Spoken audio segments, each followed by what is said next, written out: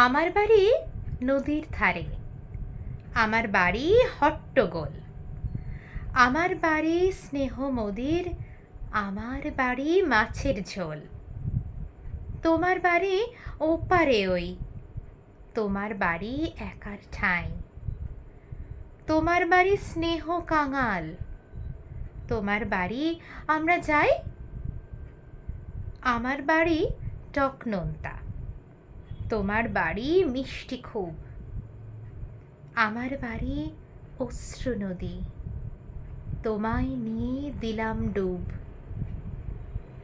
আমার কেন যেতেই হবে, তোমার বাড়ি ভাবছি তাই, না হয় তুমিই থাকতে এলে, আমার বাড়ি আমার ঠাঁই। নমস্কার বন্ধুরা, আপনারা শুনছিলেন কবি মল্লিকা সেনগুপ্তর লেখা অসাধারণ একটি সৃষ্টি আমার বাড়ি। কণ্ঠে ছিলাম আমি, আপনাদের বন্ধু দেবারতী।